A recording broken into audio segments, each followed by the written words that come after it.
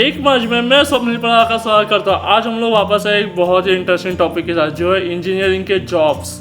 सबको पता है कि इंजीनियरिंग के जॉब्स एक बहुत ही बड़ा हेडेक है सबके लिए। जो इंजीनियरिंग स्टूडेंट्स हैं उनको खाली एक बार जॉब लग गया फिर वो सेटल हो गए, लेकिन वो एक बार जॉब लगने के लिए हम लोग को मतलब जो इंजीनियर स्टूडेंट्स हैं उन लोग को बहुत मेहनत करना पड़ता है। अगर आप देखें कि जॉब लगने के 3 मेन सोर्स रहते हैं। एक तो एक कैंपस इंटरव्यू, प्राइवेट कंपनी में किसी भी काम कर लो, नहीं तो एक गवर्नमेंट कंपनी में काम कर लो। तो गवर्नमेंट कंपनी में ट्राई करने के लिए हम लोग को उनके एंट्रेंस एग्ज़ाम देने पड़ते हैं।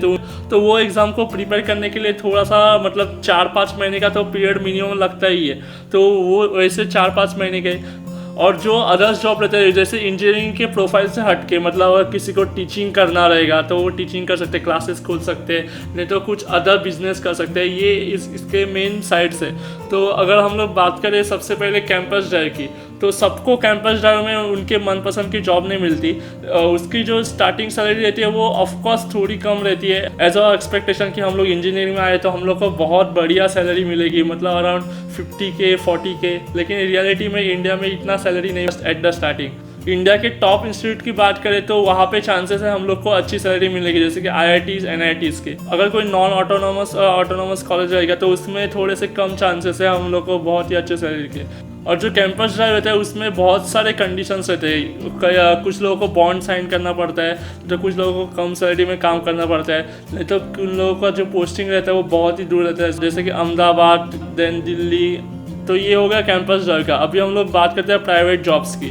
तो प्राइवेट जॉब में बहुत ही ज़्यादा लगती है। अगर हम लोग कंपेयर करें गवर्नमेंट जॉब और प्राइवेट जॉब की, तो सबसे ज़्यादा लगती है प्राइवेट जॉब में।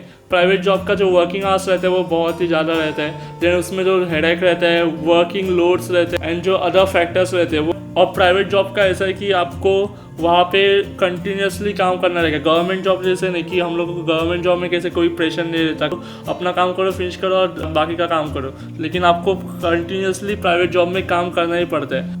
आप मुझे कमेंट सेक्शन में कमेंट करके बताइए कि आप इंजीनियर स्टूडेंट हो या नॉन इंजीनियर स्टूडेंट हो और आप अभी कौन सी कंपनी में वर्क कर रहे हो। लेकिन एज अ फ्रेशर गाय हम लोग को कोई भी हाई सैलरी ऑफर नहीं करने वाला। उधर एक्सपीरियंस रिक्वायर रहता है, 4-5 साल का बाद में हम लोग को हाई पेमेंट मिलता है। और गवर्नमेंट जॉब का जो एडवांटेज है कि उसमें बाद में हम लोग को पेंशन मिलता है एंड उसका जो वर्किंग टाइम है वो भी थोड़ा फ्रेंडली रहता है as compare to private jobs. And जो गवर्नमेंट के अदर फैसिलिटीज़ है अलाउंसेस है जैसे DA BA, वो सब थोड़ा as compare to private job थोड़ा ज़्यादा रहता है। जैसे कि इंजीनियर्स को अगर गवर्नमेंट जॉब्स के लिए जाना होगा या किसी भी PSUs में जाना होगा तो उनको पहले गेट क्लियर करना पड़ेगा।